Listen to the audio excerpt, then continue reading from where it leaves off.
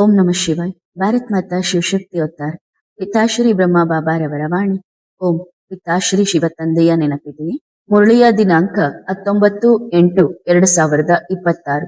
ಪ್ರಾತಃ class revise course 2/8/2020. ಓಂ ನಮಃ ಶಿವಾಯ. ಹೃದಯವಂತ ಮಕ್ಕಳೇ, ಎಲ್ಲಿ ಹೃದಯವು ಸ್ವಚ್ಛವಾಗಿದೆಯೋ ಅಲ್ಲಿ ಭಗವಂತ ಹಾಜರಿದ್ದಾರೆ. ತಂದೆಯೂ ಸಹ ಸ್ವಚ್ಛ ಹೃದಯದ ಮಾತನ್ನು ಕೇಳುತ್ತಾರೆ. ಎಲ್ಲಿ ಒಂದು ಚುಕ್ಕೆಯೂ ಇಲ್ಲವೋ ಅಂತಹ ಸ್ವಚ್ಛ ಹೃದಯ. ಅದಕ್ಕಾಗಿಯೇ ಬಾಬಾರವರನ್ನು ಏನೆಂದು ಕರೆಯುತ್ತಾರೆ? ದಿಲ್ವಾಲಾ, ಹೃದಯವನ್ನು ಗೆಲ್ಲುವಂತಹ ಬಾಬಾ. ದಿಲಾರಾಮ, ಹೃದಯಕ್ಕೆ ಆರಾಮ್ ಕೊಡುವ ಬಾಬಾ. ಓಂ ನಮಃ ಶಿವಾಯ. ಎಂತಹ ಸಮಯ ಬರುತ್ತಿದೆ ಮತ್ತು ಎಂತಹ ಸಮಯ ನಡೆಯುತ್ತಿದೆ. ಎಂತಹ ಅದ್ಭುತ ನಾಟಕವಿದು. ಎಲ್ಲೆಲ್ಲಿ ಮಕ್ಕಳು ಕುಳಿತು ಬಾಬಾರವರನ್ನು ಎಷ್ಟು ಪ್ರೀತಿಯಿಂದ ನೆನಪು ಮಾಡಿಕೊಳ್ಳುತ್ತಾರೆ. ಮಕ್ಕಳು ಕೇಳುತ್ತಾರೆ, ಬಾಬಾ ನೀವು ಕೂಡ ಪ್ರೀತಿಸುತ್ತೀರಾ? ಆಗ ಬಾಬಾ ಮಕ್ಕಳಿಗೆ ಹೇಳುತ್ತಾರೆ, ಬಾಬಾ ಕೂಡ ತುಂಬಾ ಪ್ರೀತಿಸುತ್ತಾರೆ, ಏಕೆಂದರೆ ನೆನಪಿನಿಂದ ನೆನಪು ಸಿಗುತ್ತದೆ. ಈಗ ಮಕ್ಕಳು ಕೇಳುತ್ತಾರೆ, ಬಾಬಾ ಪ್ರೀತಿ ಇದ್ದರೆ ಭೇಟಿಯಾಗುವುದಿಲ್ಲವೇಕೆ? ತಂದೆ ಹೇಳುತ್ತಾರೆ, ಪ್ರೀತಿ ಇರುವುದರಿಂದಲೇ ಪ್ರತಿದಿನ ಭೇಟಿಯಾಗುತ್ತಿದ್ದೇವೆ. ಪ್ರೀತಿ ಇಲ್ಲದಿದ್ದರೆ ಹೇಗೆ ಭೇಟಿಯಾಗಲು ಸಾಧ್ಯ? ಮಕ್ಕಳು ಹೇಳುತ್ತಾರೆ, ಬಾಬಾ ಸಮ್ಮುಖದಲ್ಲಿ ಭೇಟಿಯಾಗಬೇಕು. ಆಗ ಬಾಬಾ ಹೇಳಿದರು, ಸನ್ಮುಖದಲ್ಲಿ ಭೇಟಿಯಾಗುವುದು ಸರಿ, ಆದರೆ ನೆನಪು ಮಾಡುವುದು ಎಷ್ಟು ಶಕ್ತಿಶಾಲಿಯಾಗಿದೆ. ಈ ನೇತ್ರಗಳಿಂದ ಸನ್ಮುಖದಲ್ಲಿ ತಂದೆಯನ್ನು ನೋಡುವಂತಹ ನೆನಪಿರಲಿ, ಏಕೆಂದರೆ ನೆನಪಿನಿಂದ ನೆನಪು ಸಿಗುತ್ತದೆ. ತಂದೆ ಎಷ್ಟು ಪ್ರೀತಿಸುತ್ತಾರೆ. ಇಂದು ಪರಿಸ್ಥಿತಿ ಹೇಗಿದೆ ಎಂದರೆ ಕೆಲವರು ಹೇಳುತ್ತಾರೆ, ಅರೆ ಭಗವಂತ ಎಲ್ಲಿ ಹೋದನು? ಎಲ್ಲಾ ಮಂದಿರಗಳು ಬಂದಾಗಿವೆ, ಎಲ್ಲಾ ಗುರುದ್ವಾರಗಳು ಬಂದಾಗಿವೆ, ಎಲ್ಲಾ ಮಸೀದಿಗಳು ಬಂದಾಗಿವೆ. ಹಾಗಾದರೆ ಭಗವಂತ ಎಲ್ಲಿ ಹೋದನು? ಅವರಿಗೆ ಹೇಳಿ, ಭಗವಂತ ಮನೆಗೆ ಬಂದಿದ್ದಾನೆ. ನೀವು ಯೋಚಿಸಿ, ಭಗವಂತ ಮಂದಿರವನ್ನು ಬಿಟ್ಟು ಮನೆಗೆ ಬಂದಿದ್ದಾನೆ. ನೆನಪು ಮಾಡಿ ನೋಡಿ, ಭಗವಂತ ಕೇವಲ ಮಂದಿರದಲ್ಲೇ ಕುಳಿತಿದ್ದಾನೆ ಎಂದೇನಿಲ್ಲ. ನಿಮ್ಮ ಭಾವನೆಯಿಂದ ಎಲ್ಲಿ ನೆನಪು ಮಾಡುತ್ತೀರೋ ಭಗವಂತ ಅಲ್ಲಿಗೆ ಬರುತ್ತಾರೆ. ಮಂದಿರದಲ್ಲೇ ಭಗವಂತನಿದ್ದಾನೆ ಎಂದು ನಿಮಗೆ ಅನಿಸಿದಾಗ ನಿಮ್ಮ ಮನಸ್ಸಿನ ಸಂಕಲ್ಪಗಳು ನಿಮ್ಮನ್ನು ಮಂದಿರಕ್ಕೆ ಕರೆದೊಯ್ಯುತ್ತವೆ ಮತ್ತು ಅಲ್ಲಿಗೆ ಹೋಗಿಯೇ ಭಗವಂತ ಮಂದಿರದಲ್ಲಿದ್ದಾನೆ ಎಂದು ಹೇಳುತ್ತೀರಿ. ಅದೇ ಮಾತನ್ನು ಮನೆಯಲ್ಲಿ ಕುಳಿತು ಭಗವಂತ ನನ್ನ ಮನೆಗೆ ಬಂದಿದ್ದಾನೆ ಎಂದು ಹೇಳಿದರೆ ಮನೆಯೇ ಮಂದಿರವಾಯಿತು. ಮನೆ ಮಂದಿರವಾಗುವುದು ಹೇಗೆ? ಎಲ್ಲಿ ತಂದೆಯ ನೆನಪಿದೆಯೋ ಮತ್ತು ಎಲ್ಲಿ ತಂದೆ ಇದ್ದಾರೋ ಅಲ್ಲಿ ಮಂದಿರವಿದೆ. ಬಾಬಾ ಬಂದಿರುವುದು ಮನೆ ಮನೆಯನ್ನು ಮಂದಿರವನ್ನಾಗಿ ಮಾಡಲು. ಮನೆ ಮನೆಯಲ್ಲಿ ನನ್ನ ಬಾಬನ ಮುರುಳಿ ಮೊಳಗಿದರೆ ಮನೆ ಮನೆಯು ಮಂದಿರವಾಯಿತು. ಮೊದಲು ದೀಪ ಹಚ್ಚಲು ಮಂದಿರಕ್ಕೆ ಹೋಗುತ್ತಿದ್ದರು, ಇಂದು ದೀಪ ಮನೆಯಲ್ಲೇ ಹಚ್ಚಲಾಗುತ್ತಿದೆ. ಇದು ಖುಷಿಯ ವಿಷಯ ತಾನೆ? ತಂದೆ ಬಂದಿರುವುದೇ ಮನೆ ಮನೆಯನ್ನು ಮಂದಿರವನ್ನಾಗಿ ಮಾಡಲು. ಆಗಿದೆ, ಆಗುತ್ತಿದೆ, ಬಹಳ ಚೆನ್ನಾಗಿ ನಡೆಯುತ್ತಿದೆ. ಉಳಿದಂತೆ ನೆನಪು ಬರುತ್ತಿದೆ. ಒಳ್ಳೆಯದು ಮಕ್ಕಳೇ. ಕ್ಷೇಮವೇ? ಚೆನ್ನಾಗಿದ್ದೀರಾ? ಖುಷಿಯಾಗಿದ್ದೀರಾ? ಹಗಲು ರಾತ್ರಿ ಚೆನ್ನಾಗಿದೆಯೇ? ಹೇಳಿ. ಸ್ಥಿತಿಯು ಬಹಳ ಖುಷಿಯಾಗಿದೆ ಮತ್ತು ಫರಿಸ್ತಾಗಳ ನಡತೆಯಾಗಿದೆ. ಫರಿಸ್ತಾ ಎಂದಿಗೂ ನಡೆಯುವುದಿಲ್ಲ, ಫರಿಸ್ತಾ ಹಾರುತ್ತಾನೆ. ಫರಿಸ್ತಾ ಹಾರುವುದು ಏಕೆ? ಏಕೆಂದರೆ ಅವನಿಗೆ 2 ರೆಕ್ಕೆಗಳಿವೆ. ಆ 2 ರೆಕ್ಕೆಗಳು ಯಾವುವು? ಜ್ಞಾನ ಮತ್ತು ಯೋಗ, ಸೇವೆ ಮತ್ತು ಧಾರಣೆ. ಏಕೆಂದರೆ ರೆಕ್ಕೆಯಲ್ಲಿ 2 ಭಾಗಗಳಿರುತ್ತವೆ. ಹಾಗಾಗಿ ಈ 4 ವಿಷಯಗಳು 2 ರೆಕ್ಕೆಗಳಲ್ಲಿ ಅಡಕವಾಗಿವೆ. ಜ್ಞಾನ, ಯೋಗ, ಸೇವೆ, ಧಾರಣೆ. ಈ 4 ಸೇರಿ ಮೇಲೆ ಹಾರಿಸುತ್ತವೆ. ಒಂದು ಕಡೆಯಿಂದ ಫರಿಸ್ತಾ ಹಾರಲು ಸಾಧ್ಯವೇ? 2 ಬದಿಗಳು ಇರುತ್ತವೆ. ಅಂದ್ರೆ ಫರಿಸ್ತಾ ಅಂದ್ಮೇಲೆ ಒಂದೇ ರೆಕ್ಕೆ ಇರೋದಿಲ್ಲ, 2 ರೆಕ್ಕೆಗಳಿರುತ್ತವೆ. ರೆಕ್ಕೆಯ 2 ಬದಿಗಳಿಂದ ಮೇಲೆ ಹಾರುತ್ತಾರೆ. ಹಾರಾಡಿರಿ ಮತ್ತು ಅನ್ಯರನ್ನು ಹಾರಿಸಿರಿ, ಕುಣಿಯಿರಿ ಮತ್ತು ಕುಣಿಸಿರಿ ಮತ್ತು ಏನು ಮಾಡಿ? ಖುಷಿಯಾಗಿರಿ ಮತ್ತು ಖುಷಿಯನ್ನು ಹಂಚಿ. ಮಕ್ಕಳ ಕೆಲಸವೇ ಇದು. ಏನನ್ನು ನೀಡುವುದು? ಅನ್ಯರಿಗೆ ಖುಷಿಯನ್ನು ಕೊಡುವುದು. ಯಾವುದರಿಂದ ಖುಷಿ ಸಿಗುತ್ತದೆ? ಮಕ್ಕಳು ಹೇಳಿದರು, ತಂದೆಯ ನೆನಪಿನಿಂದ. ಅವಶ್ಯವಾಗಿ ಅಲ್ಲ. ಕೆಲವರಿಗೆ ತಂದೆಯ ನೆನಪಿನಿಂದ ಖುಷಿ ಸಿಗುವುದಿಲ್ಲ. ಯಾರಿಗೆ ತಂದೆಯ ಜ್ಞಾನವೇ ಇಲ್ಲವೋ ಅವರಿಗೆ ಖುಷಿ ಎಲ್ಲಿಂದ ಸಿಗುತ್ತದೆ? ತಂದೆಯು ನಮ್ಮನ್ನು ತನ್ನವರನ್ನಾಗಿ ಮಾಡಿಕೊಳ್ಳುವುದರಿಂದ ಸಿಗುತ್ತದೆ. ಹಾಗಾಗಿ ತಂದೆಯವರನ್ನಾಗಿ ಮಾಡಿ ನಿಮ್ಮ ಖುಷಿಯನ್ನು ನೋಡಿ. ಈಗ ಪ್ರಪಂಚದ ವಿಷಯ ಹೇಳುವುದಾದರೆ, ಯಾರಾದರೂ ಸುಮ್ಮನೆ ನಗುತ್ತಿದ್ದರೆ ಉದಾಸೀನವಾಗಿ ಕುಳಿತಿರುವ ವ್ಯಕ್ತಿಯು ಅವರನ್ನು ನೋಡಿ ನಗಲು ಪ್ರಾರಂಭಿಸುತ್ತಾನೆ. ಅವನು ಕೇಳುತ್ತಾನೆ, ನೀವು ಏಕೆ ನಗುತ್ತಿದ್ದೀರಿ? ಅವನು ಹೇಳುತ್ತಾನೆ, ನೀವು ನಗುತ್ತಿದ್ದೀರಿ, ಅದಕ್ಕೆ ನಾವು ಕೂಡ ನಗುತ್ತಿದ್ದೇವೆ. ಆದ್ದರಿಂದ ನೀವು ಖುಷಿಯಾಗಿದ್ದರೆ ನಿಮ್ಮನ್ನು ನೋಡಿ ಜ್ಞಾನವಿಲ್ಲದವರು ಸಹ ತಾವಾಗಿಯೇ ಖುಷಿಯಾಗುತ್ತಾರೆ. ಖುಷಿ ಒಳಗಿನಿಂದ ಇರಬೇಕು, ಹೊರಗಿನಿಂದ ನಗುತ್ತಾರೆ, ಒಳಗಿನಿಂದಲ್ಲ. ತಂದೆ ಹೇಳುತ್ತಾರೆ, ಒಳಗಿನಿಂದ ನಗಿ, ಆಗ ಎದುರಿಗಿರುವವರು ಒಳಗಿನಿಂದ ನಗುತ್ತಾರೆ. ಈಗ ತಂದೆ ಹೇಳುತ್ತಾರೆ, ಹೃದಯದಿಂದ ಮಾಡಿ ಹೃದಯದಿಂದ ಬಾಣ ಬಿಡಿ. ಆಗ ಹೃದಯದಿಂದ ಹೊರಟ ಬಾಣವು ಗುರಿಗೆ ಅಂದರೆ ಹೃದಯಕ್ಕೆ ತಲುಪುತ್ತದೆ ಮತ್ತು ಮೆದುಳಿನಿಂದ ಹೊರಟ ಬಾಣವು ಮೆದುಳಿನಲ್ಲೇ ಸಿಲುಕಿಕೊಳ್ಳುತ್ತದೆ. ನೀವು ಬಿಟ್ಟಿರುವುದೇ ಬುದ್ಧಿವಂತಿಕೆಯಿಂದ. ಆಗ ಆ ಬುದ್ಧಿವಂತನು ಎದುರಿಗೆ ಹಾಗೆಯೇ ಸಿಗುತ್ತಾನೆ, ಬುದ್ಧಿವಂತಿಕೆಯಿಂದಲೇ ಹಿಡಿಯುತ್ತಾನೆ. ನೀವು ಯಾರಿಗಾದರೂ ಏನನ್ನಾದರೂ ಎಸೆದಾಗ ಅಥವಾ ಕೊಟ್ಟಾಗ ಅವರು ಕೈಯಿಂದ ಹಿಡಿಯುತ್ತಾರೆ ತಾನೆ, ಬುದ್ಧಿಯಿಂದ ಹಿಡಿಯಲು ಸಾಧ್ಯವೇ? ಹೃದಯದಿಂದ ಕೊಟ್ಟರೆ ಅದು ಹೃದಯಕ್ಕೆ ಹೋಗಿ ತಲುಪುತ್ತದೆ. ಹಾಗಾಗಿ ಯಾರಿಗಾದರೂ ಹೃದಯದಿಂದ ಕೊಡಬೇಕು. ಎಲ್ಲಿ ಹೃದಯವು ಸ್ವಚ್ಛವಾಗಿದೆಯೋ ಅಲ್ಲಿ ಭಗವಂತನೂ ಹಾಜರಿದ್ದಾರೆ ಮತ್ತು ತಂದೆಯೂ ಸಹ ಸ್ವಚ್ಛ ಹೃದಯದ ಮಾತನ್ನು ಕೇಳುತ್ತಾರೆ. ಎಲ್ಲಿ ಒಂದು ಚುಕ್ಕೆಯೂ ಇಲ್ಲವೋ ಅಂತಹ ಸ್ವಚ್ಛ ಹೃದಯ. ಅದಕ್ಕಾಗಿಯೇ ಬಾಬಾರವರನ್ನು ಏನೆಂದು ಕರೆಯುತ್ತಾರೆ? ದಿಲ್ವಾಲಾ, ಹೃದಯವನ್ನು ಗೆಲ್ಲುವ ಬಾಬಾ. ದಿಲಾರಾಮ್, ಹೃದಯಕ್ಕೆ ಆರಾಮ್ ಕೊಡುವ ಬಾಬಾ. ಸರಿತಾನೆ ಮಕ್ಕಳೇ? ಒಳ್ಳೆಯದು. ಇನ್ನು ಏನಾದರೂ ಕೇಳಬೇಕೆ? ಪ್ರಶ್ನೆ. ಶಿವಬಾಬಾ ಮಧುಬನಕ್ಕೆ ಬಂದಾಗ ಅವ್ಯಕ್ತವಾಣಿ ನಡೆಯುತ್ತಿದ್ದಾಗ ಕೊನೆಯಲ್ಲಿ ಬಾಬಾ ಒಳ್ಳೆಯದು ಎಂದು ಹೇಳುತ್ತಿದ್ದರು. ಈಗಲೂ ಬಾಬಾ ಬಂದಾಗ ಮೊದಲು ಒಳ್ಳೆಯದು ಎಂದು ಹೇಳುತ್ತಾರೆ. ಇದರಲ್ಲಿ ಏನಾದರೂ ರಹಸ್ಯವಿದೆಯೇ? ಉತ್ತರ. ನೋಡಿ ಮಕ್ಕಳೇ, ಒಳ್ಳೆಯದು ಎನ್ನುವುದರ ಅರ್ಥವೇನು? ಭಗವಂತ ಎಲ್ಲವನ್ನು ಒಳ್ಳೆಯದಾಗಿ ಮಾಡಿಕೊಡುತ್ತಾರೆ. ಯಾವುದು ಚೆನ್ನಾಗಿರುತ್ತದೆಯೋ ಅವರು ಏನು ಹೇಳುತ್ತಾರೆ? ಒಳ್ಳೆಯದು. ಮತ್ತು ಬಾಬಾ ಯಾರು? ಬಹಳ ಒಳ್ಳೆಯವರು, ಬಹಳ ಒಳ್ಳೆಯದು.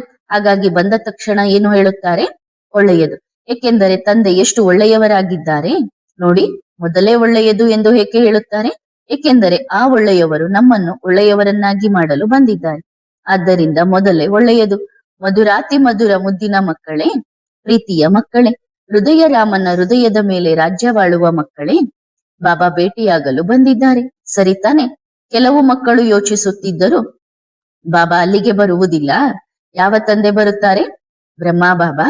ನೋಡಿ ಮಕ್ಕಳೇ, ಆ ಸಮಯದಲ್ಲಿ 2 ಪಾತ್ರಗಳು ನಡೆದವು, ನಾವು ಮತ್ತು ನಮ್ಮ ಬಾಬಾ ಕೂಡ. ಏಕೆಂದರೆ ನಮ್ಮ ಬಾಬನಿಗೆ ನಡೆಯುವ ಅಭ್ಯಾಸವಿಲ್ಲ ತಾನೆ. ಹಾಗಾದರೆ ನಡೆಸುವವರು ಯಾರು? ಅವರು ಸ್ವಯಂ ಆ ಆತ್ಮ ಅಥವಾ ಆತ್ಮದ ಸಂಸ್ಕಾರ ಅಥವಾ ನಾವು. ಬಾಪ್ತಾದ ಎಂದು ಯಾವಾಗ ಹೇಳುತ್ತಾರೆ? ಆಗ ತಂದೆ ಯಾವಾಗ ಹೇಳುತ್ತಾರೆ? ನಾವು ಯಾವಾಗ ಭೋಗವನ್ನು ಅರ್ಪಿಸುತ್ತೇವೆ. ಈಗ ತಂದೆಯು ಅಭೋಕ್ತರಾಗಿದ್ದಾರೆ. ಹಾಗಾದರೆ ಭೋಗವನ್ನು ಹೇಗೆ ಸ್ವೀಕರಿಸುತ್ತಾರೆ? ಯಾರು ಸ್ವೀಕರಿಸುತ್ತಾರೆ? ನಮ್ಮ ತಂದೆ ಸ್ವೀಕರಿಸುವುದಿಲ್ಲ. ಒಂದು ವೇಳೆ ಸ್ವೀಕರಿಸಿದರೆ ಅಭೋಕ್ತ ಎಂಬ ಬಿರುದು ಹೊರಟು ಹೋಗುತ್ತದೆ. ಹಾಗಾಗಿ ಆ ಸಮಯದಲ್ಲಿ ತಂದೆಯಲ್ಲ, ನಾವು ಭೋಗವನ್ನು ಸ್ವೀಕರಿಸುತ್ತಿದ್ದೆವು. ಶಿವಬಾಬಾ ಸ್ವಲ್ಪ ಪಕ್ಕಕ್ಕೆ ಸರಿಯುತ್ತಿದ್ದರು. ಏಕೆಂದರೆ ಇದು ಕ್ಷಣಾರ್ಧದ ಕೆಲಸ. ಭೋಗ ಸ್ವೀಕರಿಸಿದರು, ಪಕ್ಕಕ್ಕೆ ಸರಿದರು, ಸ್ವೀಕರಿಸಿದರು ಮತ್ತು ಹೋದರು. ಈಗ ಹೋಗಲು ಕನಿಷ್ಠ 2 ಸೆಕೆಂಡ್ ಬೇಕಲ್ಲವೇ? ನಂತರ ಮಾತನಾಡಲು ತಂದೆ ಬಂದರು. ಇದು ಬಹಳ ಅದ್ಭುತವಾದ ಪಾತ್ರವಾಗಿದೆ. ಯಾರೋ ಕೇಳಿದರು, ಅವ್ಯಕ್ತ ಮುರಳಿಯ ನಂತರ ಕೊನೆಯಲ್ಲಿ ದಾದಿಯರು ಭೋಗವನ್ನು ತಿನ್ನಿಸುತ್ತಿದ್ದರಲ್ಲ, ಹಾಗಾದರೆ ಅದನ್ನು ಯಾರು ತಿನ್ನುತ್ತಿದ್ದರು? ಅದು ನಾವೇ ಕುಳಿತಿದ್ದೇವಲ್ಲ. ಎಲ್ಲರಿಗಿಂತ ದೊಡ್ಡ ಬ್ರಾಹ್ಮಣ ಹೇಳುತ್ತಾರಲ್ಲ, ಬ್ರಾಹ್ಮಣನಿಗೆ ಊಟ ಬಡಿಸಿ ಎಂದು. ಅನೇಕ ಮಕ್ಕಳು ಈ ರಹಸ್ಯವನ್ನು ತಿಳಿಯದೆಯೇ ಗೊಂದಲಕ್ಕೊಳಗಾಗಿ ಹೊರಟು ಹೋದರು. ಭಗವಂತ ಅಭೋಕ್ತನಾಗಿದ್ದರೂ ಭೋಗವನ್ನು ಹೇಗೆ ಸ್ವೀಕರಿಸುತ್ತಿದ್ದಾನೆ ಎಂಬ ರಹಸ್ಯವನ್ನು ಅವರು ಯೋಚಿಸಲಿಲ್ಲ. ಮಕ್ಕಳೇ, ಭೋಗವನ್ನು ಮಗುವಿನ ಶರೀರವು ಆತ್ಮವು ಸ್ವೀಕರಿಸಬಹುದು, ಆದರೆ ಬಾಬಾ ಮಾತನಾಡಬೇಕಿತ್ತಲ್ಲವೇ? ಹಾಗಾಗಿ ನಾವು ಬರುತ್ತಿದ್ದೆವು, ಸ್ವೀಕರಿಸುತ್ತಿದ್ದೆವು. ಶಿವಬಾಬಾ ಕೇವಲ ಮಾತನಾಡುತ್ತಿದ್ದರು. ಒಂದೇ ಶರೀರದಲ್ಲಿ ಇಬ್ಬರೂ ಇರುತ್ತಿದ್ದರು. ಒಳ್ಳೆಯದು. ಇವತ್ತಿನ ಪ್ರಪಂಚದ ಗಾಡಿಯಲ್ಲಿ ಇಬ್ಬರು ಕುಳಿತುಕೊಳ್ಳಬಹುದು ತಾನೆ? 4 ಮಂದಿಯೂ ಕುಳಿತುಕೊಳ್ಳಬಹುದು. ಆದರೆ ನಡೆಸುವವರು ಒಬ್ಬರೇ. ಇಬ್ಬರು ನಡೆಸಲು ಸಾಧ್ಯವಿಲ್ಲ ತಾನೆ? ಆದರೆ ಬದಲಿಸಿಕೊಳ್ಳಬಹುದು ತಾನೆ? ಹಾಗೆಯೇ ಇದು ಕೂಡ ಒಂದು ಗಾಡಿಯ ಡ್ರೈವರ್ ಅದಲು ಬದಲಾದರು. ಯಾರೋ ತಿನ್ನಲು ಬಂದರು, ಇನ್ಯಾರೋ ಗಾಡಿ ನಡೆಸಲು ಬಂದರು. ಬಾಬಾ ಮಾತನಾಡಲು ಬಂದರು. ಇದು ಬಹಳ ಅದ್ಭುತವಾದ ಪಾತ್ರವಾಗಿದೆ. ಇದರಲ್ಲಿ ಎಂದಿಗೂ ಗೊಂದಲಕ್ಕೊಳಗಾಗಬಾರದು. ಇದರಲ್ಲಿ ಸ್ವಂತ ಬುದ್ಧಿಯನ್ನು ಉಪಯೋಗಿಸಬೇಕು. ನಾವು ಗಾಡಿ ನಡೆಸುವಾಗ ಇಬ್ಬರಿಗೂ ನಡೆಸಲು ಬರುತ್ತದೆ ಎಂದಾದಾಗ ಅದಲು ಬದಲಾಯಿತು. ಹಾಗೆಯೇ ಇದು ತಂದೆಯ ಗಾಡಿಯೂ ಹೌದು. ತಂದೆ ಬಂದರು, ದೃಷ್ಟಿ ಕೊಟ್ಟರು, ನಾವು ಬಂದೆವು, ಭೋಗ ಸ್ವೀಕರಿಸಿದೆವು ಮತ್ತು ಹೋದೆವು. ಬಹಳ ಮಜಾ ಬರುತ್ತದೆ ಸಹೋದರರೇ. ಶಿವಬಾಬಾ ಸ್ವೀಕರಿಸಿದರು ಎಂದು ಹೇಳುತ್ತಾರೆ. ಇಲ್ಲ, ನಾವು ಸ್ವೀಕರಿಸಿದೆವು. ಬಹಳ ಒಳ್ಳೆಯ ಪಾತ್ರವಿದು. ಒಳ್ಳೆಯದು. ಇನ್ನು ಏನಾದರೂ ಕೇಳಬೇಕೆ? ಪ್ರಶ್ನೆ. ಅನೇಕ ಮಕ್ಕಳು ಹೇಳುತ್ತಾರೆ, ಕೃಷ್ಣ ಸೂರ್ಯವಂಶಿ, ರಾಧೆ ಚಂದ್ರವಂಶಿ, ಇಬ್ಬರು ಬೇರೆ ಬೇರೆ ಮನೆತನದವರು, ನಂತರ ಸ್ವಯಂವರವಾಗುತ್ತದೆ ಎಂದು. ಸತ್ಯಯುಗದಲ್ಲಿ ಎಲ್ಲರೂ ಸೂರ್ಯವಂಶಿಗಳೇ ಆಗಿರುತ್ತಾರೆ. ಹಾಗಾದರೆ ರಾಧೆ ಚಂದ್ರವಂಶಿ ಹೇಗೆ ಆಗುತ್ತಾಳೆ? ಉತ್ತರ: ನೋಡಿ ಮಕ್ಕಳೇ, ಸತ್ಯಯುಗದಲ್ಲಿ ಎಲ್ಲರೂ ಸೂರ್ಯವಂಶಿಗಳೇ ಆಗಿರುತ್ತಾರೆ, ಸರಿ ತಾನೆ? ಚಂದ್ರವಂಶಿಗಳಲ್ಲ. ಚಂದ್ರವಂಶಿಗಳು ಎಲ್ಲಿರುತ್ತಾರೆ? ತ್ರೇತಾಯುಗದಲ್ಲಿ. ಹಾಗಾದರೆ ತ್ರೇತಾಯುಗದ ರಾಧೆ ಮತ್ತು ಸತ್ಯಯುಗದ ಶ್ರೀಕೃಷ್ಣನ ಮದುವೆ ಹೇಗೆ ಸಾಧ್ಯ? ಹೌದು, ಒಂದು ಸಾಧ್ಯತೆ ಇದೆ. ಸತ್ಯಯುಗವನ್ನು ದಾಟಿ ತ್ರೇತಾಯುಗಕ್ಕೆ ಬಂದಾಗ ಸತ್ಯಯುಗದಲ್ಲಿ ಇಬ್ಬರು ಸೂರ್ಯವಂಶಿಗಳೇ ಆಗಿರುತ್ತಾರೆ ಮತ್ತು ತ್ರೇತಾಯುಗದಲ್ಲಿ ಇಬ್ಬರು ಚಂದ್ರವಂಶಿಗಳೇ ಆಗುತ್ತಾರೆ. ರಾಧೆ ಚಂದ್ರವಂಶಿ ಮತ್ತು ಶ್ರೀಕೃಷ್ಣ ಸೂರ್ಯವಂಶಿ. ಹಾಗಾದರೆ ಮದುವೆ ಹೇಗೆ ಆಗುತ್ತದೆ ಹೇಳಲೇ? ಹೌದು, ಮೊದಲು ಶ್ರೀಕೃಷ್ಣ ಸೂರ್ಯವಂಶಿಯಾಗುತ್ತಾನೆ. ಮೊದಲು ಶ್ರೀಕೃಷ್ಣ ಬರುತ್ತಾನೆ, ನಂತರ ರಾಧೆ ಬರುತ್ತಾಳೆ. ಮನೆತನ ಬೇರೆ ಬೇರೆಯಾಗಿರುತ್ತದೆ. ನೀವು ಮಕ್ಕಳು ಅಶ್ವತ್ಥೆಲೆಯನ್ನು ನೋಡಿರಬಹುದು, ನೋಡಿದ್ದೀರಿ ತಾನೆ? ಅಶ್ವತ್ಥೆಲೆಯ ಮಧ್ಯದಲ್ಲಿ ಒಂದು ಗೆರೆ ಇದೆಯಲ್ಲವೇ? ಹೌದು, ಸತ್ಯಯುಗದಲ್ಲಿ ಭಾರತದ ಆಕಾರವು ಅಶ್ವತ್ಥೆಲೆಯಂತೆ ಇರುತ್ತದೆ, ಸರಿ ತಾನೆ? ಈಗ ರಾಧೆಯ ಮನೆತನ ಬೇರೆ, ಶ್ರೀಕೃಷ್ಣನ ಮನೆತನ ಬೇರೆ. ಒಳ್ಳೆಯದು. ಆ ಮಧ್ಯದಲ್ಲಿರುವ ಗೆರೆ ಇದೆಯಲ್ಲವೇ, ಅದು ಕೇವಲ ಒಂದು ನದಿ ಅಷ್ಟೇ. ನದಿಯ ಒಂದು ಬದಿಯಲ್ಲಿ ರಾಧೆಯ ಮನೆತನ, ಇನ್ನೊಂದು ಬದಿಯಲ್ಲಿ ನಮ್ಮ ಮನೆತನ. ಆ ಕಡೆಯಿಂದ ಸಂಬಂಧ ಈ ಕಡೆಗೆ ಬಂದಾಗ ಸ್ವಯಂವರವಾಗುತ್ತದೆ. ಆಗ ಅಶ್ವತ್ಥೆಲೆ ಒಂದಾಗುತ್ತದೆ, ನದಿ ಸಮಾಪ್ತಿಯಾಗುತ್ತದೆ. ನದಿ ಮುಗಿಯುವುದಿಲ್ಲ, ಅದರ ಮೇಲೆ ಒಂದು ಸುಂದರವಾದ ಸ್ಥಾನ ನಿರ್ಮಾಣವಾಗುತ್ತದೆ. ಆದ್ದರಿಂದ ವಿಮಾನದಲ್ಲಿ ಹೋಗುತ್ತಾರೆ. ಹೇಗೆ ಹೋಗುತ್ತಾರೆ? ಅಲ್ಲಿ ಅಂತಹ ಯಾವುದೇ ಗಾಡಿಗಳಿರುವುದಿಲ್ಲ ನದಿಯನ್ನು ದಾಟಲು. ವಿಮಾನದಲ್ಲಿ ಏಕೆ ಹೋಗುತ್ತಾರೆ? ನದಿಯು ಸಂಪೂರ್ಣವಾಗಿ ಸುತ್ತುವರೆದಿರುತ್ತದೆ. ಯಾವುದು ಎಲ್ಲಿಂದಲೋ ಹೊರಡುತ್ತದೆ, ಇನ್ನೊಂದು ಇನ್ನೆಲ್ಲಿಂದಲೋ. ಸತ್ಯಯುಗದಲ್ಲಿ ಬಹಳ ಸುಂದರವಾದ ದೃಶ್ಯವಿರುತ್ತದೆ. ಅಶ್ವತ್ಥೆಲೆಯನ್ನು ಗಮನಿಸಿ. ಮಧ್ಯದ ಗೆರೆಯಿಂದ ಯಾವುದು ಆ ಕಡೆಯಿಂದ ಹೊರಡುತ್ತಿದೆ, ಯಾವುದು ಈ ಕಡೆಯಿಂದ. ಅದರಲ್ಲಿ ಸಣ್ಣ ಸಣ್ಣ ದಾರಿಗಳಿರುತ್ತವೆ. ಈ ಸತ್ಯಯುಗವು ನದಿಯ ಸುತ್ತುವರಿಕೆಯಿಂದ ಸಂಪೂರ್ಣವಾಗಿ ಅಲಂಕೃತವಾಗಿರುತ್ತದೆ, ಬಹಳ ಸುಂದರವಾಗಿರುತ್ತದೆ. ಆದ್ದರಿಂದ ಸಹೋದರರೇ, ಅಲ್ಲಿ ಗಾಡಿ ನಡೆಯುವುದಿಲ್ಲ. ಏನು ನಡೆಯುತ್ತದೆ? ಹೌದು, ಉಡನ್ ಕಟೋಲಾ, ಮೇಲಾರುವ ವಾಹನ. ಬಹಳ ಚೆನ್ನಾಗಿರುತ್ತದೆ. ಹಾಗೆ ಹಾಗೆ ಮೇಲೆ ಮೇಲೆ ಹಾರುತ್ತಾರೆ, ಮೇಲೆ ಮೇಲೆ ಸುತ್ತುತ್ತಾರೆ. ಹೀಗೆ ಸಂಕಲ್ಪಗಳಿಂದ ಹಾರುತ್ತಾರಲ್ಲವೇ ಬಾಬಾ? ಸಂಕಲ್ಪದಿಂದ. ಅಲ್ಲಿ ಸ್ಟಾರ್ಟ್ ಮಾಡುವುದು ಅದೆಲ್ಲ ಇಲ್ಲ, ತಾನಾಗಿಯೇ. ನೋಡಿ, ಈ ಪ್ರಪಂಚವು ಸಂಕಲ್ಪಗಳಿಂದ ನಿರ್ಮಾಣವಾಗಿದೆ. ಭಗವಂತನಿಗೆ ಸಂಕಲ್ಪ ಬಂದಿತು, ಎಷ್ಟು ಸುಂದರ ಪ್ರಪಂಚ ನಿರ್ಮಿಸಿದರು ಮತ್ತು ಅವರು ಮೇಲೆ ಕುಳಿತು ಸುಂದರ ದೃಶ್ಯಗಳನ್ನು ನೋಡುತ್ತಿದ್ದರು. ಈಗ ಆ ಸಂಕಲ್ಪವು ಆ ಆತ್ಮಗಳಲ್ಲಿ ಬಂದಿತು. ನಿಮ್ಮ ಸಂಕಲ್ಪಗಳಿಂದಲೇ ಸತ್ಯಯುಗ ನಿರ್ಮಾಣವಾಯಿತು ಮತ್ತು ಸಂಕಲ್ಪಗಳಿಂದಲೇ ಕಲಿಯುಗ ನಿರ್ಮಾಣವಾಯಿತು. ಕೇವಲ ಸಂಕಲ್ಪಗಳಿಂದ. ಎಲ್ಲಿ ದೇಹಿ ಅಭಿಮಾನಿಯೋ ಅಲ್ಲಿ ಸತ್ಯಯುಗದ ಆರಂಭ. ಆತ್ಮವು ಆತ್ಮವನ್ನು ನೋಡಿದಾಗ ಸತ್ಯಯುಗ ಬಂದಿತು ಮತ್ತು ಮುಖವನ್ನು ಅಂದರೆ ಬಾಹ್ಯ ರೂಪವನ್ನು ನೋಡಿದಾಗ ಕಲಿಯುಗ ಬಂದಿತು. ಹಾಗಾದರೆ ಈಗ ಏನು ಮಾಡಬೇಕು? ಈಗ ಏನು ಬರಲಿದೆ? ಸತ್ಯಯುಗ ಬರಲಿದೆ. ಬಹಳ ಸುಂದರ ದೃಶ್ಯ. ಆದ್ದರಿಂದ ಭಕ್ತಿ ಮಾರ್ಗದಲ್ಲಿ ಏನು ಗಾಯನವಿದೆ? ಅಶ್ವತ್ಥೆಲೆಯ ಮೇಲೆ ನಗುತ್ತಿರುವ ಶ್ರೀಕೃಷ್ಣ ಬಂದನು ಎಂದು ತೋರಿಸುತ್ತಾರೆ. ಸತ್ಯಯುಗದ ಸಂಪೂರ್ಣ ನಕ್ಷೆಯು ಅಶ್ವತ್ಥೆಲೆಯಂತೆ ಆಗುತ್ತದೆ ಮತ್ತು ಅಶ್ವತ್ಥೆಲೆಗೆ ಯಾವಾಗಲೂ ಪವಿತ್ರತೆಯ ವರದಾನವಿರುತ್ತದೆ. ಆದ್ದರಿಂದ ಇಂದಿಗೂ ಏನು ಮಾಡುತ್ತಾರೆ? ಎಲ್ಲಿಗೆ ಹೋಗುತ್ತಾರೆ? ದಾರ ಕಟ್ಟುತ್ತಾರೆ, ಮನೋಕಾಮನೆ ಮಾಡಿಕೊಳ್ಳುತ್ತಾರೆ ಮತ್ತು ತಥಾಸ್ತು ಆಗುತ್ತದೆ. ಏಕೆಂದರೆ ಅದನ್ನು ಪವಿತ್ರತೆಯ ಸಂಕೇತವಾಗಿ ತೋರಿಸುತ್ತಾರೆ. ಈಗ ಹೇಳಿ, ಅಷ್ಟು ದೊಡ್ಡ ಮಗು ಅಷ್ಟು ಸಣ್ಣ ಅಶ್ವತ್ಥೆಲೆಯ ಮೇಲೆ ಹೇಗೆ ಬರಲು ಸಾಧ್ಯ? ಎಲೆ ಮುಳುಗಿ ಹೋಗುತ್ತದೆ ತಾನೆ. ಅವರು ಯಮುನಾ ನದಿಯಲ್ಲಿ ಹಾಗೆ ತೇಲುತ್ತಾ ಬರುತ್ತಿರುವುದನ್ನು ತೋರಿಸುತ್ತಾರೆ. ಅಷ್ಟು ದೊಡ್ಡ ಅಶ್ವತ್ಥೆಲೆ ಎಲ್ಲಿಂದ ಬರುತ್ತದೆ? ಹೌದು, ಅಷ್ಟು ದೊಡ್ಡ ಮರವಿದ್ದರೆ ಬಹಳಷ್ಟು ಎಲೆಗಳಿರುತ್ತವೆ. ನಂತರ ಒಂದೇ ಎಲೆಯನ್ನು ಏಕೆ ತೋರಿಸುತ್ತಾರೆ? ಇಡೀ ಭಾರತವೇ ಹಾಗೆ ಆಗುತ್ತದೆ, ಸರಿತಾನೆ? ಅರ್ಥವಾಯಿತೆ? ಒಳ್ಳೆಯದು.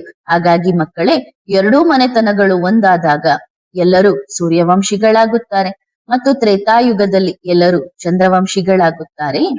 ಈಗ ಕೇಳಿದ ಅನೇಕ ವಿಷಯಗಳು ಮಕ್ಕಳೇ, ಎಲ್ಲಾ ರಹಸ್ಯಗಳು ವತನಕ್ಕೆ ಹೋದ ನಂತರ ಸಂಪೂರ್ಣವಾಗಿ ತಿಳಿದು ಬರುತ್ತವೆ. ನೋಡಿ, ಆ ಸಮಯದಲ್ಲಿ ಬಾಬಾ ಬಂದಾಗ ಬಾಬಾ ಯಾವುದೋ ಟಚಿಂಗ್ ಕೊಡುತ್ತಿದ್ದರು. ಸ್ವಲ್ಪ ಸಮಯದ ನಂತರ ಇನ್ನಾವುದೋ ಟಚಿಂಗ್ ಕೊಡುತ್ತಿದ್ದರು. ಹೀಗೆ ಪಾತ್ರ ನಡೆಯುತ್ತಿತ್ತು. ಈಗಲೂ ನೋಡಿ, ಬಾಬಾರವರ ಕೊನೆಯ ಭೇಟಿಯಲ್ಲಿ ಏನು ಹೇಳುತ್ತಾರೆ? ಆ ಸಮಯದಲ್ಲಿ ಬಾಬಾ ಎಲ್ಲಿಗೆ ಬಂದಿದ್ದರು? ಮಧುಬನಕ್ಕೆ. ಮತ್ತು ಬಾಬಾ ಏನು ಹೇಳುತ್ತಿದ್ದರು? ನಾವು ದೆಹಲಿಗೆ ಬಂದಿದ್ದೇವೆ ಎಂದು. ಎದುರು ಬದುರು ಮಾತು ನಡೆಯುತ್ತಿದೆ. ಜನರು ಏನು ಹೇಳುತ್ತಾರೆ? ಇವರು ಬಹಿರಂಗವಾಗಿ ಸುಳ್ಳು ಹೇಳುತ್ತಿದ್ದಾರೆ ಎಂದು. ಎಲ್ಲಿಗೆ ಬಂದಿದ್ದಾರೆ? ಆದರೆ ಬಹುಪಾಲು ಜನರು ರಹಸ್ಯವನ್ನು ಅರ್ಥ ಮಾಡಿಕೊಳ್ಳಲು ಸಾಧ್ಯವಾಗಲಿಲ್ಲ. ದೆಹಲಿಗೆ ಬಂದಿದ್ದಾರೆ ಎನ್ನುವುದು ಎಷ್ಟು ದೊಡ್ಡ ವಿಷಯ. ಆದ್ದರಿಂದ ವರ್ತಮಾನ ಸಮಯದಲ್ಲಿ ಬಾಬಾರವರ ಮಹಾವಾಕ್ಯಗಳನ್ನು ಗಮನಿಸಿ ಬಾಬಾ ದೆಹಲಿಯನ್ನು ನೋಡುತ್ತಿದ್ದಾರೆ. ಕೆಲವರು ಹೇಳುತ್ತಾರೆ, ಆ ಸಮಯದಲ್ಲಿ ದಾದಿಯವರು ದೆಹಲಿಯಿಂದ ಬಂದಿದ್ದರು ತಾನೆ, ಆದ್ದರಿಂದ ಅವರ ಬುದ್ಧಿಯಲ್ಲಿ ದೆಹಲಿ ಅಚ್ಚೊತ್ತಿತ್ತು, ಹಾಗಾಗಿ ಮುಖದಿಂದ ದೆಹಲಿ ದೆಹಲಿ ಎಂದು ಬರುತ್ತಿದೆ ಎಂದು. ಹಾಗಾದರೆ ಒಂದು ಮಾತು ಹೇಳಲೇ, ಆ ಸಮಯದಲ್ಲಿ ದಾದಿಯವರಿದ್ದರು ಅಥವಾ ಬಾಬಾ ಇದ್ದರು ಹೇಳಿ? ಹಾಗಾದರೆ ದಾದಿ ಹೇಗೆ ಮಾತನಾಡುತ್ತಿದ್ದಾರೆ? ಅವರೆಲ್ಲರೂ ಬಾಬಾ ನೀವು ದೆಹಲಿಯಲ್ಲಿಲ್ಲ, ಮಧುಬನದಲ್ಲಿದ್ದೀರಿ ಎಂದು ಹೇಳುತ್ತಿದ್ದಾರೆ. ತಂದೆಗೆ ಅದು ಗೊತ್ತಿರಲಿಲ್ಲವೇ? ನಂತರ ಹೇಳುತ್ತಾರೆ, ಇಲ್ಲ, ದಾದಿಯವರ ಬುದ್ಧಿಯಲ್ಲಿ ದೆಹಲಿ ಇತ್ತು ಮತ್ತು ಮಾತನಾಡುತ್ತಿದ್ದುದು ಬಾಬಾ ಎಂದು. ಹಾಗೆ ಆಗುವುದಿಲ್ಲ. ನಾವು ಬಂದಾಗ ಇಲ್ಲಿನ ನಿರ್ಧಾರ ತೆಗೆದುಕೊಳ್ಳಬೇಕಾಗಿರುತ್ತದೆ, ಅಷ್ಟನ್ನು ತೆಗೆದುಕೊಳ್ಳುತ್ತೇವೆ. ಆದ್ದರಿಂದ ಆ ಸಮಯದಲ್ಲಿ ತಂದೆಯು ದೆಹಲಿಯ ಸೂಚನೆ ಕೊಡುತ್ತಿದ್ದರು, ಅಂದರೆ ತಂದೆ ದೆಹಲಿಗೆ ಬಂದಿದ್ದಾರೆ ಎಂದು. ಮತ್ತು ಕೆಲವು ಮಕ್ಕಳಂತೂ ಏನು ಮಾಡುತ್ತಾರೆ, ದೆಹಲಿಯ ಅಕ್ಕಪಕ್ಕದವರಾಗಿದ್ದಾರೆ, ನನ್ನಲ್ಲಿ ಬಾಬಾ ಬಂದಿದ್ದಾರೆ ಎಂದು ಹೇಳುತ್ತಾರೆ. ಈಗ ಭಗವಂತ ಹೇಳುತ್ತಾರೆ, ದೆಹಲಿಗೆ ಬಂದಿದ್ದೇನೆ ಎಂದು. ಅರೆ ಬುದ್ಧುಗಳೇ, ದೆಹಲಿಯಲ್ಲಿ ನೀವು ಮಾತ್ರ ಇದ್ದೀರಾ? ಬೇರೆಯವರು ಕೂಡ ದೆಹಲಿಯಲ್ಲಿ ಇರಬಹುದು ತಾನೆ? ಬಾಬಾ ಆ ಸಮಯದಲ್ಲಿ ನಾವು ದೆಹಲಿಯಿಂದ ಹೋಗಿ ಬಂದಿದ್ದೆವು ಎಂದು ಹೇಳಿದರೆ, ಅಥವಾ ಈ ಆತ್ಮವು ಅಲ್ಲಿನದೇ ಆಗಿದ್ದರೆ ಏನು ಮಾಡುತ್ತೀರಿ ಹೇಳಿ? ಈಗ ಇಲ್ಲಿ ಕುಳಿತಿದ್ದೇವೆ, ಬಾಬಾ ಎಲ್ಲರನ್ನೂ ಕರೆದುಕೊಂಡು ಹೋಗಿ ದೆಹಲಿಯಲ್ಲಿ ಕುಳಿತಿದ್ದೇವೆ ಎಂದರೆ ಏನು ಮಾಡುತ್ತೀರಿ ಹೇಳಿ? ದೆಹಲಿ ಎಂದರೇನು? ವರ್ತಮಾನ ಸಮಯದಲ್ಲಿ ಪತಿತವಾಗಿದೆ ತಾನೆ, ಒಳ್ಳೆಯದು. ನಂತರ ಬಾಬಾ ಏನು ಹೇಳಿದರು? ಬಾಬಾ ಪರೀಕ್ಷೆ ತೆಗೆದುಕೊಳ್ಳಬಹುದಿತ್ತಲ್ಲವೇ? ತಂದೆ ಹೇಳುತ್ತಾರೆ, ಒಳ್ಳೆಯದು, ಈಗ ನೀವೆಲ್ಲರೂ ಹೋಗಿ. ಆಗ ಏನು ಹೇಳುತ್ತಾರೆ? ಸರಿ, ಹೋಗುತ್ತೇವೆ ಬಾಬಾ, ಆದರೆ ಗೇಟಿನ ಹೊರಗೆ ಕುಳಿತಿರುತ್ತೇವೆ. ನೀವು ಇಲ್ಲಿಂದ ಹೋಗಿ ಎಂದು ಹೇಳಿದ್ದೀರಿ, ಓಣಿಯಿಂದ ಹೋಗಿ ಎಂದು ಹೇಳಿಲ್ಲವಲ್ಲ? ಇದು ಪ್ರೀತಿ. ತಂದೆ ಏನು ಹೇಳುತ್ತಿದ್ದಾರೆ ಮತ್ತು ತಂದೆಯ ಹೃದಯದಲ್ಲಿ ಏನಿದೆ ಇದನ್ನು ಗಮನಿಸಿ. ಇದು ತಂದೆಯ ಪ್ರೀತಿ. ಬಾಬಾ ಸಮಯಕ್ಕೆ ಅನುಗುಣವಾಗಿ ಎಷ್ಟು ಸುಂದರವಾದ ವಿಷಯಗಳನ್ನು ತಿಳಿಸುತ್ತಿರುತ್ತಾರೆ. ಈಗ ಬಾಬಾ ಹೇಳಿದರು, ಬರುವ ಸಮಯದಲ್ಲಿ ದೃಷ್ಟಿಯ ಪಾತ್ರ ನಡೆಯಲಿದೆ. ದೃಷ್ಟಿಯ ಪಾತ್ರ ಎಲ್ಲಿ ಹೋಯಿತು ಹುಡುಕಿ? ಯಾರೋ ಹೇಳಿದರು, ಬಾಬಾ ಮಾಡಿಸಬೇಕಾದಾಗ ಮಾಡಿಸುತ್ತಾರೆ ಎಂದು. ಒಳ್ಳೆಯದು, ಮಾಡಿಸುತ್ತಾರೆಯೇ? ಯಾವಾಗ ಮಾಡಿಸುತ್ತಾರೆ? ಅವರಿಗೆ ಹೇಳಿ ಮಾಡಿಸುತ್ತಿದ್ದಾರೆ. ಯಾರ ಮೂಲಕ ಮಾಡಿಸಬೇಕು ಅವರ ಮೂಲಕ ಮಾಡಿಸುತ್ತಿದ್ದಾರೆ. ನೋಡಿ ಮಕ್ಕಳೇ, ಬಹಳಷ್ಟು ಮಕ್ಕಳು ನಂಬುವುದಿಲ್ಲ, ಆದರೆ ಇವರನ್ನು ನಂಬಬೇಕಿಲ್ಲ ತಾನೆ? ನಂಬಬೇಕಿರುವುದು ಯಾರನ್ನು? ತಂದೆಯನ್ನು ನಂಬಿ. ಇವರನ್ನು ನಂಬಿ ಏನು ಸಿಗುತ್ತದೆ? ಸತ್ಯಯುಗ ಸಿಗುತ್ತದೆಯೇ? ಯಾರನ್ನು ನಂಬಬೇಕು? ತಂದೆಯನ್ನು. ಅವರಿಗೆ ಹೇಳಿ, ಸರಿ, ಇವರನ್ನು ನಂಬಬೇಡಿ, ಆದರೆ ತಂದೆಯನ್ನು ನಂಬುತ್ತೀರಲ್ಲವೇ? ಅಷ್ಟೇ, ತಂದೆಯ ಮಾತನ್ನು ಕೇಳಿ. ಎಲ್ಲರೂ ಹೇಳುತ್ತಾರೆ, ಬಾಬಾ ನಾವು ನಿಮ್ಮನ್ನು ತುಂಬಾ ನಂಬುತ್ತೇವೆ. ಬಾಬಾ ಏನು ಹೇಳುತ್ತಾರೆ? ಮೊದಲು ಇದನ್ನು ಹೇಳಿ, ಬಾಬನ ಮಾತನ್ನು ಕೇಳುತ್ತೀರಾ? ಬಾಬಾರವರ ಶ್ರೀಮತವನ್ನು ಪಾಲಿಸುತ್ತೀರಾ? ಆಗ ಸಿಕ್ಕಿ ಹಾಕಿಕೊಳ್ಳುತ್ತಾರೆ. ಈಗ ಏನು ಹೇಳುವುದು? ಹಾಗಾದರೆ ಆ ದೃಷ್ಟಿಯ ಪಾತ್ರ ಎಲ್ಲಿ ಹೋಯಿತು? ನಡೆಯಲಿಲ್ಲವಲ್ಲ? ತಂದೆ ಹೇಳಿರುವುದೆಲ್ಲವೂ ನಡೆಯುವುದಿಲ್ಲ ಅಲ್ಲವೇ? ಸಮಯಕ್ಕೆ ಅನುಗುಣವಾಗಿ ಎಲ್ಲವೂ ನಡೆಯುತ್ತದೆ. ಯಾರ ಮೂಲಕ ಮಾಡಿಸಬೇಕು, ಹೇಗೆ ಮಾಡಿಸಬೇಕು, ಇದು ತಂದೆಗೆ ಗೊತ್ತಿದೆ. ನಮ್ಮ ಯೋಚನೆಯಂತೆಲ್ಲ ಬಾಬನ ವಿಚಾರದಂತೆ ನಡೆಯುತ್ತದೆ. ಬಹಳಷ್ಟು ಮಕ್ಕಳಿದ್ದಾರೆ, ಕೆಲವರು ನಂಬುತ್ತಾರೆ, ಕೆಲವರು ನಂಬುವುದಿಲ್ಲ, ಕೆಲವರು ಬಿಟ್ಟು ಹೊರಟು ಹೋಗುತ್ತಾರೆ. ಆದರೆ ಯಾವಾಗಲೂ ಮಕ್ಕಳು ಏನು ಯೋಚಿಸಬೇಕು? ಪ್ರತಿಯೊಂದು ಆತ್ಮಕ್ಕೂ ತನ್ನದೇ ಆದ ಪಾತ್ರವಿದೆ ಮತ್ತು ಪ್ರತಿಯೊಂದು ಆತ್ಮವು ತನ್ನ ನಿಖರವಾದ ಪಾತ್ರವನ್ನು ನಿರ್ವಹಿಸುತ್ತಿದೆ ಎಂದು ಯೋಚಿಸಬೇಕು. ಈಗ ನಾನು ಏನು ಮಾಡಬೇಕು? ನಾನು ಕೂಡ ನನ್ನ ನಿಖರವಾದ ಅಕ್ಯುರೇಟ್ ಪಾತ್ರವನ್ನು ನಿರ್ವಹಿಸಬೇಕು. ಸರಿತಾನೆ ಮಕ್ಕಳೇ? ಈಗ ತಂದೆ ಇದನ್ನೇ ಹೇಳುತ್ತಾರೆ, ಅಲ್ಲಿ ಇಲ್ಲಿ ಅಲೆಯುವುದನ್ನು ನಿಲ್ಲಿಸಿ. ಏನೂ ಸಿಗುವುದಿಲ್ಲ. ಇಲ್ಲಿ ಹೋಗುತ್ತಿದ್ದಾರೆ, ಅಲ್ಲಿ ಹೋಗುತ್ತಿದ್ದಾರೆ. ಈಗ ಯೋಚಿಸಿ, ನನಗೆ ಪ್ರೀತಿ ಯಾರ ಮೇಲೆ ಇದೆ? ಒಬ್ಬ ತಂದೆಯ ಮೇಲೆ ಇದೆ. ನನ್ನ ಹೃದಯದಲ್ಲಿ ನನ್ನ ತಂದೆ ಇದ್ದಾರೆ. ಏಕೆ ಹುಡುಕುತ್ತೀರಿ? ನಾನು ಎಷ್ಟು ಪುರುಷಾರ್ಥ ಮಾಡಲಿ? ತಂದೆಯನ್ನು ಎಷ್ಟು ಪ್ರೀತಿಸಲಿ ಎಂದರೆ ಕುಳಿತು ಬಿಡಬೇಕು. ಅಂದ್ರೆ ಬಾಬಾ ನನ್ನ ಹೃದಯದಲ್ಲಿ ಕುಳಿತು ಬಿಡಬೇಕು. ನನ್ನ ಬಾಬಾ, ನಾನು ಸುಸ್ತಾಗಿದ್ದೇನೆ, ಈಗ ನೀವೇ ನನ್ನನ್ನು ಹುಡುಕಿ, ಏಕೆಂದರೆ ನೀವು ಎಲ್ಲಿದ್ದೀರಿ ಎಂದು ನನಗೆ ಕಾಣಿಸುತ್ತಿಲ್ಲ. ನೀವು ಎಲ್ಲಿ ಅಡಗಿಕೊಂಡಿದ್ದೀರಿ, ಆದರೆ ನೀವೇ ನನ್ನನ್ನು ಹುಡುಕಿ ಬಾಬಾ. ತಂದೆಯೊಂದಿಗೆ ಅಂತಹ ಪ್ರೀತಿ ಇದ್ದರೆ ತಂದೆಯು ಸಮ್ಮುಖಕ್ಕೆ ಬಂದು ಕುಳಿತುಕೊಳ್ಳುತ್ತಾರೆ ಎನ್ನುವುದು ತಂದೆಯ ವಾಗ್ದಾನವಾಗಿದೆ. ಈಗೋ ಮಕ್ಕಳೇ, ಈಗ ನಾವು ಬಂದಿದ್ದೇವೆ, ನಮ್ಮ ಬಾಬಾ ಬಂದಿದ್ದಾರೆ. ಆದರೆ ಕೆಲವು ಮಕ್ಕಳಂತೂ ಅಲೆದಾಡಿ ಸುಸ್ತಾಗುತ್ತಾರೆ. ನಂತರ ನಿಜವಾದ ವಜ್ರವು ಅವರ ಕಣ್ಣು ಮುಂದೆ ಹಾದು ಹೋದರೂ ಏನು ಹೇಳುತ್ತಾರೆ? ಇದು ಕೂಡ ನಕಲಿ ಇರಬಹುದು ಎಂದು. ಇದನ್ನೇ ಪರೀಕ್ಷಿಸಬೇಕು. ಈ ಪರೀಕ್ಷಿಸುವ ಶಕ್ತಿ ಮಕ್ಕಳಲ್ಲಿ ಇರಬೇಕು. ಒಂದು ಬಾರಿ ಆ ವಜ್ರದ ಸುಗಂಧವನ್ನು ಸ್ವೀಕರಿಸಿ ನೋಡಿ. ಅದರಲ್ಲಿ ಎಷ್ಟು ಸುಂದರವಾದ ಸುಗಂಧ ಬರುತ್ತದೆ. ಸುಗಂಧವನ್ನು ತೆಗೆದುಕೊಳ್ಳಲಿಲ್ಲ ಮತ್ತು ಅದು ಹೋದ ನಂತರ ಸುಗಂಧ ಬರುತ್ತದೆ. ನಂತರ ಏನಾಗುತ್ತದೆ? ವಜ್ರವು ಹೊರಟು ಹೋಯಿತು, ಹಿಡಿಯಿರಿ. ಹೇಗೆ ಹಿಡಿಯುತ್ತೀರಿ? ಹಿಡಿತಕ್ಕೆ ಸಿಗುತ್ತದೆಯೇ? ಆದ್ದರಿಂದ ಮಕ್ಕಳಿಗೆ ತಂದೆಯ ಸಂದೇಶವಿದು, ಎಲ್ಲಿಯೂ ಅಲೆಯಬೇಡಿ. ಮತ್ತು ತಂದೆ ನೀವು ಇಲ್ಲಿಗೆ ಬನ್ನಿ ಎಂದು ಹೇಳುವುದಿಲ್ಲ. ಎಲ್ಲಿ ಕುಳಿತಿದ್ದೀರೋ ಅಲ್ಲಿಯೇ ಹೃದಯದಲ್ಲಿ ತಂದೆಯನ್ನು ಕೂರಿಸಿಕೊಂಡು, ಬಾಬಾ ನನಗೆ ನೀವು ಸಿಗುತ್ತಿಲ್ಲ ಎಂದು ಹೇಳಿ, ಈಗ ನೀವೇ ನನ್ನನ್ನು ಹುಡುಕಿ. ಮತ್ತು ತಂದೆ ಗ್ಯಾರಂಟಿ ಕೊಡುತ್ತಾರೆ. ಯಾವ ಮಕ್ಕಳು ಕೇಳುತ್ತಿದ್ದಾರೋ, ಎಲ್ಲಿ ಕೇಳುತ್ತಿದ್ದಾರೋ ತಂದೆ ತಾವಾಗಿಯೇ ಹುಡುಕಿ ಪ್ರೀತಿಯ ತಂತಿಯಿಂದ ಎಳೆದು ತಮ್ಮ ಸಮ್ಮುಖಕ್ಕೆ ಕರೆತರುತ್ತಾರೆ. ಆದರೆ ಇದನ್ನು ಯೋಚಿಸುವುದಿಲ್ಲ. ಕೆಲವು ಮಕ್ಕಳು ಯಾವುದರಲ್ಲಿ ಸಿಲುಕಿಕೊಳ್ಳುತ್ತಾರೆ? ಯಾರಾದರೂ 4 ಒಳ್ಳೆಯ ಮಾತುಗಳನ್ನು ಹೇಳಿದರೆ, ಅರೇ ಹೌದು, ಇವರಲ್ಲಿಯೂ ಬಾಬಾ ಬರುತ್ತಿದ್ದಾರೆ ಎಂದು. ಇಲ್ಲ ಮಕ್ಕಳೇ, ಆತ್ಮಕ್ಕೆ ತನ್ನದೇ ಆದ ಕೆಲವು ವಿಶೇಷತೆಗಳಿರುತ್ತವೆ, ತನ್ನದೇ ಆದ ಕೆಲವು ಗುಣಗಳಿರುತ್ತವೆ, ತನ್ನ ಕ್ವಾಲಿಟಿ ಇರುತ್ತದೆ. ಆದರೆ ಅದರ ಆಧಾರದ ಮೇಲೆ ಪರೀಕ್ಷಿಸಬೇಡಿ. ನನ್ನ ಬಾಬಾ ಏನು ಹೇಳುತ್ತಾರೆ? ಯಾವುದೇ ದೇಹದಾರಿಯಲ್ಲಿ ಸಿಲುಕಿಕೊಳ್ಳಬಾರದು. ಈಗ ನೋಡಿ, ಈಗ ಏನಾಗುತ್ತಿದೆ? ಫೋಟೋ ಹಾಕುತ್ತಿರುತ್ತಾರೆ, ಇವರ ಫೋಟೋ, ಅವರ ಫೋಟೋ. ಮತ್ತು ಬಾಬಾ ಏನು ಹೇಳುತ್ತಾರೆ? ಫೋಟೋ ತೆಗೆದು ಹಾಕಿ. ಫೋಟೋ ತೋರಿಸಿದರೆ ಏನು ಕಾಣಿಸುತ್ತದೆ? ಫೋಟೋದಲ್ಲಿ ಇರುವವರು ಕಾಣಿಸುತ್ತಾರೆ. ನನ್ನ ಬಾಬನ ಫೋಟೋ ಇದ್ದರೆ ತಮ್ಮ ಬಗ್ಗೆಯೂ ಏನು ಯೋಚಿಸುತ್ತಾರೆ? ಅವರು ಹಾಗೆ, ನಾನು ಕೂಡ ಹಾಗೆ ಅಲ್ಲವೇ? ಇಷ್ಟು ಪ್ರೀತಿಯ ಬಾಬಾ ಎಂದಿಗೂ ಸಿಗುವುದಿಲ್ಲ. ಇದು ಸಮಯ. ಆದ್ದರಿಂದ ಏನು ಹೇಳುತ್ತಾರೆ? ವಜ್ರದಂತಹ ಜೀವನ, ವಜ್ರದಂತಹ ಜೀವನ ಎಂದು ಏಕೆ ಹೇಳುತ್ತಾರೆ? ನಿಜವಾದ ಅಸಲಿ ವಜ್ರವು ಬರುತ್ತದೆ, ನಮ್ಮ ಜೀವನವನ್ನು ವಜ್ರದಂತೆ ಮಾಡುತ್ತದೆ. ಆ ವಜ್ರವು ಬಂದು ನನ್ನನ್ನು ಸ್ಪರ್ಶಿಸಿದಂತೆ ನಾನೂ ಕೂಡ ವಜ್ರವಾದೆ. ಹೀಗೆ ಯೋಚಿಸಿ. ಆ ವಜ್ರವು ಎಲ್ಲರನ್ನೂ ಸ್ಪರ್ಶಿಸುತ್ತಿದೆ. ಹೇಗೆಂದರೆ ಒಂದು ಪಾರಸಮಣಿ ಇರುತ್ತದೆ ಮತ್ತು ಆ ಪಾರಸಮಣಿಯು ಕಲ್ಲಿಗೆ ತಗುಲಿದಾಗ ಅದು ಏನಾಗುತ್ತದೆ? ಚಿನ್ನ. ನಮ್ಮ ವಜ್ರವು ಬಹಳ ಪ್ರೀತಿಯದು. ಹಾಗೆ ಸ್ಪರ್ಶಿಸಿದರೆ ವಜ್ರದಂತೆ ಮಾಡುತ್ತಾರೆ. ಅದಕ್ಕಾಗಿಯೇ ಬಾಬಾರವರನ್ನು ಪಾರಸನಾಥ ಎಂದು ಕರೆಯುತ್ತಾರೆ. ಪಾರಸನಾಥ ಎಂದರೆ ಕಲ್ಲು ಬುದ್ಧಿಯಿಂದ ಪಾರಸ ಬುದ್ಧಿಯನ್ನಾಗಿ ಮಾಡುವ ನಾಥ. ಎಷ್ಟು ಮಧುರವಾಗಿದೆ. ಇಡೀ ಪ್ರಪಂಚವೇ ಒಂದು ಬದಿಯಾದರೂ ಪ್ರೀತಿ ಮಾಡಿ ನೋಡಿ, ಅಷ್ಟು ಪ್ರೀತಿಯವರಾಗಿದ್ದಾರೆ ಅಲ್ಲವೇ? ವಾ ನನ್ನ ಬಾಬಾ ವಾ. ಹೇಗೆ ಪರಮಧಾಮದಿಂದ ಎಲ್ಲರನ್ನು ಕಣ್ಣಿಲ್ಲದೆಯೇ ನೋಡುತ್ತಾರೆ, ಕಿವಿ ಇಲ್ಲದೆಯೇ ಎಲ್ಲವನ್ನು ಕೇಳಿಸಿಕೊಳ್ಳುತ್ತಾರೆ. ನೋಡಿ, ಈಗ ಹಾರುತ್ತಾರೆ, ಆದರೆ ವಾಸನೆ ತೆಗೆದುಕೊಳ್ಳುತ್ತಾರೆ. ಬಾಬಾ ವಾಸನೆ ತೆಗೆದುಕೊಳ್ಳುತ್ತಾರೆ ಎಂದು ಹೇಳುತ್ತಾರಲ್ಲ, ಮೂಸಿ ನೋಡುತ್ತಾರೆ. ವಾ ಮಕ್ಕಳೇ ವಾ, ಎಂತಹ ಭೋಜನ ತಯಾರಿಸಿದ್ದೀರಿ. ಸರಿ ತಾನೆ ಮಕ್ಕಳೇ? ಖುಷಿಯಾಗಿದ್ದೀರಾ? ಕುಣಿಯುತ್ತೀರಿ. ಮತ್ತು ಯಾರು ಏನೇ ಹೇಳಿದರೂ ಒಂದು ಫುಲ್ ಸ್ಟಾಪ್. ಅವರಿಗೆ ಹೇಳಿ, ನನಗೆ ಏನು ಸಿಗಬೇಕಿತ್ತು ಅದು ಸಿಕ್ಕಿದೆ. ಈಗ ನನ್ನ ಮುಂದೆ ಏನೇ ಆದರೂ ನನ್ನ ಈ ವಜ್ರ ನನಗೆ ಸಿಕ್ಕಿದೆ. ಒಳ್ಳೆಯದು. ಸರಿ ತಾನೆ ಮಕ್ಕಳೇ? ಮತ್ತೆ ಭೇಟಿಯಾಗೋಣ. ಓಂ. ಆತ್ಮಿಕ ಮಕ್ಕಳು ಆತ್ಮಿಕ ತಂದೆಗೆ ಮಾಡುವ ನೆನಪು, ಪ್ರೀತಿ ಮತ್ತು ನಮಸ್ತೆ. ಧನ್ಯವಾದ ಬಾಬಾ. ಶುಕ್ರಿಯ. ವರದಾನ: ಸ್ವದರ್ಶನ ಚಕ್ರಧಾರಿ ಭವ. ನೀವು ಮಕ್ಕಳು ಮಾಸ್ಟರ್ ನಾಲೆಡ್ಜ್ ಫುಲ್ ಆಗಿ ಸದಾ ಸ್ವದರ್ಶನ ಚಕ್ರವನ್ನು ತಿರುಗಿಸುತ್ತಿದ್ದರೆ ಮಾಯೆಯ ಕುತ್ತಿಗೆ ಕತ್ತರಿಸಲ್ಪಡುತ್ತದೆ. ಆದರೆ ಕೆಲವೊಮ್ಮೆ ಸ್ವದರ್ಶನದ ಬದಲಾಗಿ ಪರದರ್ಶನದ ಚಕ್ರವನ್ನು ಮಕ್ಕಳು ತಿರುಗಿಸಿ ಬಿಡುತ್ತೀರಿ. ಏಕೆ, ಏನು ಎಂಬ ಪ್ರಶ್ನೆಗಳ ಜಾಲದಲ್ಲಿ ಸಿಲುಕಿಕೊಳ್ಳುತ್ತೀರಿ. ಆದ್ದರಿಂದ ಮಾಯೆಯ ದಾಸರಾಗಿ ಉದಾಸೀನರಾಗುತ್ತೀರಿ. ಸದಾ ಸ್ವದರ್ಶನ ಚಕ್ರವನ್ನು ತಿರುಗಿಸುತ್ತೀರಿ.